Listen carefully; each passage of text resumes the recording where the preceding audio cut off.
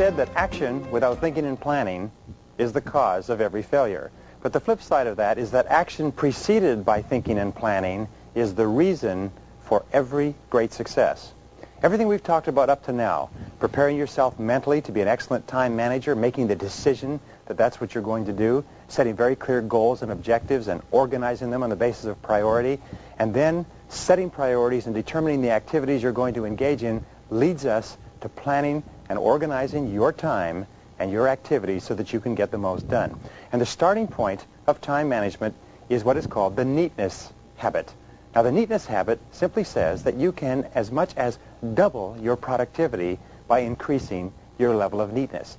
That neatness means that you clean your workplace so that it is spotless and that all you have in front of you is one specific task when you begin work. In fact, there have been lots of studies done on the subject of neatness, and over again we come back to the fact that neatness gives you self-esteem, it gives you a feeling of personal pride, it makes you look effective, it makes people see you as effective, it improves your self-image, and increases your output. So one of the questions you always want to ask yourself when you look at your workplace is, what kind of a person works at that workplace? If you look in your briefcase, you should ask yourself, what kind of a person owns that briefcase? Look at your car. What kind of a person drives that car? Because the things around you correspond exactly to the state of your mind. You know what we have found is that a cluttered desk equals a cluttered mind. A cluttered desk, a cluttered purse, a cluttered car equals a cluttered mind. So the starting point of planning and organizing is to get really neat. Neatness is the key. It's the core personal productivity habit. Now, sometimes people say, ho, ho, ho. They say, well, I know where everything is. Do you know what we have found? We have found that the person is spending so much of their mental capacity keeping what is lost organized and remembering where everything is that they don't have as much of their mental capacity available to do the work that they're paid for. And if they're productive working in a messy environment, think how much more productive they would be working in a neat environment. Now, here was the second point. Is in a recent study, 50 out of 52 senior executives said they would not promote a person with a messy desk or a messy work environment. They said that they would not even give that person important responsibilities because they would not trust the person to do the job well. In fact, the tendency to work in a messy work environment can actually sabotage your profession because it holds you back from getting the opportunities that you need to be really successful. So, here is a rule. The rule in personal neatness is when you're done, put it away. Whenever you're done with anything, put it away. I have worked with Swiss chefs who've been trained in the Swiss cooking school in Geneva, and one of the things that they do is before they cook, they bring out every single thing that they need, they use it, and they put every single thing away in sequence. When you work, you will find that good craftsmen, really effective and efficient people, do it and they put it away. We say to our children, complete your transactions. Whatever you start, finish and put it away. Our children, by the way, go to a school called Montessori. Montessori builds children so they come out with tremendous levels of self-esteem and self-confidence, and their key is this, is from the age of 3, they have them engage in tasks where they start it, do it, and put it away. Start it and do it and put it away. Now, each time you finish a task and put it away, do you know what you feel like? You feel like a winner. When you feel like a winner, it excites you and enthuses you and wants you to and gets you wanting to do even more. So putting your tasks away is a powerful way to pump up your own self-esteem. The rule is, when you've completed it, do it away. Put it away. Number 4 is whatever task you're working on, handle it only once. Handle it only once. This is one of the most powerful of time management tools. It means if you're going to pick up a piece of paper of any kind, do something with it. If you cannot act on the piece of paper or complete it, at least do something with it which moves it along one stage in the work process.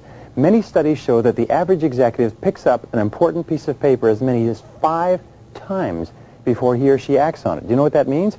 It means that you increase the amount of time necessary to deal with a piece of paper by as much as 500% by simply avoiding dealing with it when you pick it up the first time. So here's a very simple, powerful system that's been developed with regard to papers, and it's called the TRAF system. The TRAF system has 4 letters, T-R-A-F. T stands for toss. Put it in the wastebasket. Tossing is one of the most powerful things that you can do. Ask yourself, What would happen if I couldn't find this piece of paper again? Do I really need this piece of paper? Does it need to be filed? Am I going to examine it or read it? Do you know what one of the biggest problems in the American workplace is today? It's called pile-itis. Pile-itis means we keep piling up things that we think that we're going to read or use sometime and we never do. So use your wastebasket generously. Here's your basic rule. When in doubt, toss it out. Now, number 3 is refer. Refer it or delegate it to someone else. If it's not your job, or you can give it to someone else or pass it on to someone else, by all means pass it on to them rather than sitting and thinking about it yourself. Peter Drucker says that the average person has to delegate everything that is possible so that you'll have enough time to do the 1 or 2 things that make a big difference. The third letter is A, is action. Now, if you're going to take action on it, have what is called an action file. An action file is, in my estimation, a red file. I use that. And these are things that you're going to work on, but perhaps you can't work on them now, so you move it along one step by putting it in your action file for work later. And the 4th step is file. Now here's the critical rule. Only 80% of everything that is filed is never used again. It's never called for again, and it's never required again. So again, ask yourself, before you assign that and create work for someone else in filing something, by all means say, am I ever going to need this again? If we're not going to need it again, throw it away.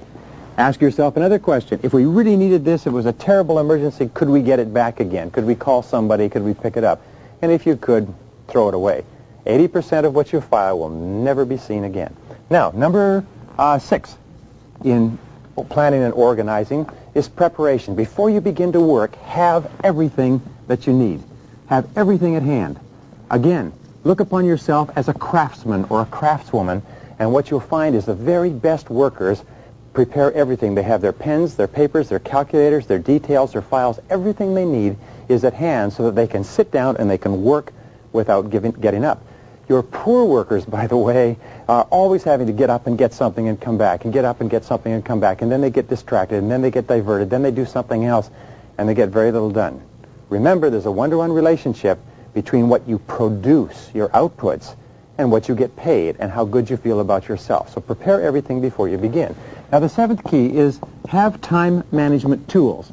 Now, there are specific time management tools that everybody needs to have. The first time management tool is what is called a master list. Now, you can create a master list just by buying a spiral notebook. You buy a spiral notebook, and every single thing you can ever think to write, to do, you write down in that spiral notebook, and you keep this as a catch-all system so that when you have other time, you take it out of the master list and you delegate it to specific days. The second thing that you need is a calendar. You need to be able to organize your time. And the third thing you need tied into the calendar and the master list is a daily list. Now, your daily list is actually your blueprint for the day. Your daily list is what tells you what you're going to do from the beginning of the day to the end of the day. And your daily list is tied into your goals, to your major priorities, and is what you do your A, B, C, D, E's and your 80-20s on. So a daily list is the foundation or the blueprint for your productivity during the course of the day. Now, here's the rule with regard to the daily list. First of all, never work without a daily list. Second of all, prepare your daily list the night before so that your subconscious can work on it the night before, during the night while you're asleep. Now, the 8th key here is the 45 file system. So you'll never forget anything again. The 45 file system says get yourself 45 hanging files. Hanging files have 31 files which equal days of the month. They have another 12 files which equal months of the year, and there is another 2 files which equal years. This equals a total of 45 files. Then what you do is you have something coming up in a few months, very simple, you simply stick it into that month. When that month comes, you take it and you divide it up into days. If it's 2 years ahead, you divide it into years, and you'll never forget another task. Now, number 9, key to success is work nonstop. Once you get started, work nonstop. Put your head down and say, I will work now, and put your head down and keep on working until you get it done. You can set yourself, as we say, little rewards. Give yourself a reward for completing the task. Train yourself like a Pavlovian dog, and avoid the tendency, by the way, to fall into what is called Parkinson's law, where that work expands to fill the time allotted for it. You concentrate on getting the work done in a smaller period of time rather than allowing the work to expand like an accordion to fill the time that you have necessary. Number 10 key to planning and organizing, Remember that planning saves 4 minutes for every 1 minute that you spend in planning. Very often people will say, well, I don't have time to plan. I really don't have the time to plan because I'm so busy. What we have found is that it's very hard to spend more than 10 or 12 minutes a day planning in advance, making out a list, organizing the list by priority, and organizing your workplace.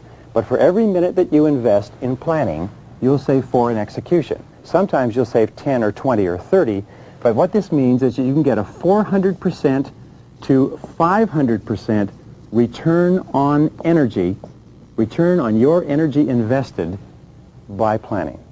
Number 11, use a organized filing system. Now here's an interesting point. Many filing systems are so poor that it takes the average executive in the average company 30% of their time looking for lost files. 30% of the time in the average organization is spent looking for misplaced items that have been lost somewhere. So what you need is a filing system, and the simplest of all is an alphabetical, an ABC type of system, where every file is listed alphabetically, and second to that you need a Rolodex. If you're at home, you need the same little system. You can buy a Rolodex in any stationery store, and what this does, it shows you alphabetically where each file is. So therefore, when you create a file, you create a card in your Rolodex that tells you where you can find the file. The basic rule is the rule of 5. It says that you should be able to retrieve any file in your office, any piece of paper, within 5 minutes, or you are suffering from malorganization. Number 12 is what is called prime time. Now, one of the keys to planning and organizing is prime time, and there's 2 types. There's both internal prime time and there's external prime time. Internal prime time is when you are at your best. Organize the most important things that you have to do in the course of a day when you feel the best, usually in the morning. But some people are best in the afternoon, some people are best in the evening. Some people work at the very best first thing in the morning at 5 or 6 a.m. So what is your internal prime time, where you are the most productive? Second of all, ask what is the external prime time. This is where your customers, where your boss, where your staff are most accessible and available. If you're in sales, your external prime time is when you can see your customers. If you are in any particular profession where your customers are accustomed to seeing you at a certain time, this is your external prime time that you need to plan and organize your life around. But see if you can't coordinate both your internal and your external prime time. Number 13 idea is what is called your to-do list. Now, we talked about the daily list, and this is just a slight expansion on it, but what it says is this, is that people who work from lists are 25% more productive than people who do not work from lists. Never do anything without writing it down on your to-do list. If you're going to go shopping, make a list. If you're going to go to the office, make a list. The most productive time managers in America are inveterate list makers. Make it to the point where people make fun of you, but always be working from a to-do list. Never start work, even on your action file or anything else, without making a list first, organizing the list, and starting on the most important item in the list. Number 14 idea is what is called the 30% rule. The 30% rule is always allow yourself 30% more time than you expect for any task. You'll find that very productive people are not people who are in a panic or working very hard. They are people who have allowed themselves enough time to do the job and to do it right. Never plan your appointments back to back, one after another. Estimate how much time it will take you, and then give yourself 30% more. You'll be amazed at how much more productive you are. Number 15, remember this, is that planning reduces stress. One of the greatest problems that we have in the workplace today is stress, and the primary reason is because we feel out of control of our work and out of control of our environment. Remember, the very best way to get yourself into control is to plan and organize your work in advance. The most effective and productive people are those who have the very best plans and are working the plans. And finally, number 18, remember this, practice makes perfect. Practice makes perfect. That even if you're not a particularly good planner now, planning is a skill that is very simple. It's sort of like a bicycle. Riding a bicycle or typing with a typewriter, you can make the decision if you desire. Remember the 4 Ds. If you really want it, if you make the decision, if you discipline yourself, and if you're determined enough, you can become absolutely excellent at practice, absolutely excellent at planning and organizing, and you can so dramatically increase your productivity and performance that today you cannot even imagine it. Give it a try.